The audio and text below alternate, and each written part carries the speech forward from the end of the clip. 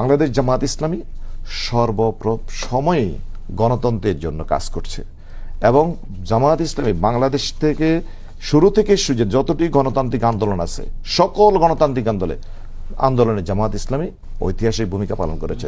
বাংলাদেশে গণতন্ত্র প্রতিষ্ঠা, বাংলাদেশে আইনি শাসন প্রতিষ্ঠা, বাংলাদেশের মানুষের আর্থসামাজিক রাজনৈতিক সকল ক্ষেত্রে স্থিতিশীলতা নিশ্চিত করার ক্ষেত্রে জামাত ইসলামীর অবদান অনস্বীকার্য।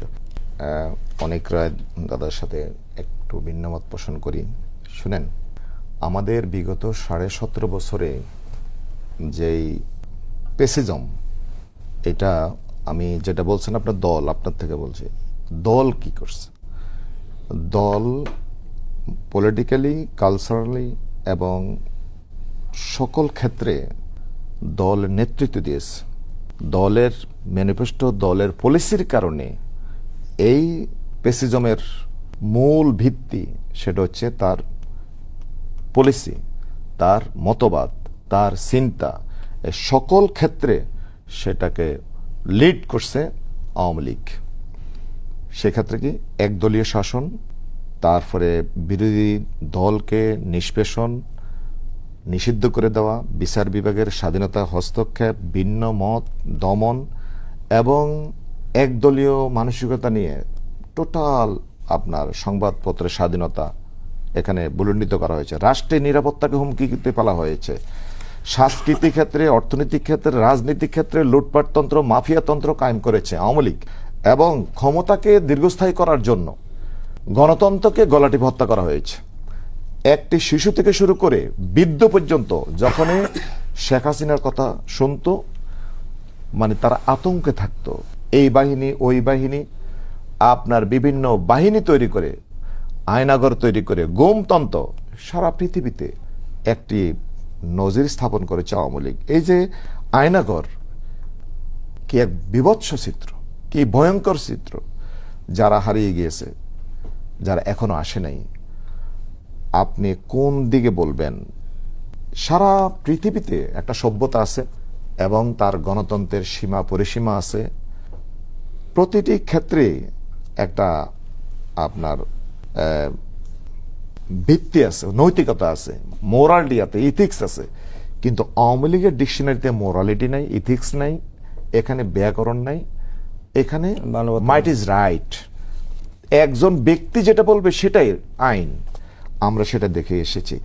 এই কারণে আমাদের অনেক রায় যেটা বলেছেন, বাংলাদেশ জামাত ইসলামী সর্বসময়ে গণতন্ত্রের জন্য কাজ করছে এবং জামাত ইসলামী বাংলাদেশ থেকে শুরু থেকে যতটি গণতান্ত্রিক আন্দোলন আছে সকল গণতান্ত্রিক আন্দোলনে জামাত ইসলামী ঐতিহাসিক ভূমিকা পালন করেছে।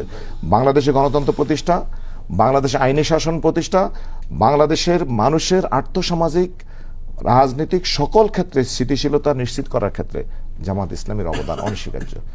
24-এর গণবিপ্লবে ইসলামী ছাত্র শিবির, জামাত ইসলামী, এদেশে ইসলামপন্থী আলেম ওলামা, হাফেজে কোরআন, তারা যে ঐতিহাসিক ভূমিকা পালন করেছে, এটা আপনি খোঁজ নিয়ে দেখেন কে কি ভূমিকা পালন করেছে। এটা স্পষ্ট। আমাদের মহাসচিব 31 অক্টোবর বলেছেন এই আন্দোলনের সাথে আমরা নাই। ওনারা আবার কিন্তু এখন বললাম আমরা মাস্টার মাইন্ড। আর আমাদের আমিনী জামাত মানবতার জন্য এই মানবিক নেতা ডাক্তার শফিকুর রহমান, উনি বলছেন না, এই আন্দোলনে 24 আন্দোলনে একক কোনো মাস্টার মাইন্ড নেই। 18 কোটি মানুষ হচ্ছে মাস্টার মাইন্ড। আমরা অস্বীকার করছি না, আমরা বলছি অবশ্যই ছাত্র দল ছিল, যুব দল ছিল, ছাত্র শিবির ছিল, জামাতের ইয়ং ফোর্স ছিল। আমার বক্তব্য হচ্ছে আপনিও ছিলেন, আমি ধরে নিলাম। আপনি যদি থাকেন তাহলে আমি ছিলাম, আমিও মাঠে ছিলাম। আমি আপনার কথা বলছি, মহাসচিব, মাননীয় মহাসচিব, জি আমাদের এলজেডি মন্ত্রী, আমি ওনার কথা ধরলাম, ওনারা ছিলেন। গ্রেফতার হয়েছেন, নজরুল ইসলাম, আহমেদ, হোল নেশন। আমি জানি তো, আমি 4 তারিখের গুগল করেন, হোল নেশন ছিলেন। আমার বক্তব্য, জি জি, তাহলে আমি যদি আমার বাবা মারা গিয়েছেন, আমার ভাই মারা গিয়েছেন, আমি যদি থাকি, অবশ্যই আমার বাবা মারা গিয়েছেন, ভাই মারা গিয়েছেন, আমার আত্মীয় স্বজন, নিকট আত্মীয় স্বজন মারা গিয়েছেন, তাদের বিচার চাই না কেন? তাদের আকাঙ্ক্ষা বা বাস্তবায়ন করি না কেন? হ্যাঁ ভোটের কে পক্ষে চায়নি? 70% ভোট দিয়েছেন সরকার, হ্যাঁ ভোটকে আপনার গণরায় কেন বাস্তবায়ন করছে না না, কেন? আপনি চলে গেলেন আমি তো ওই অর্থে ভোটের- কথা বলছি।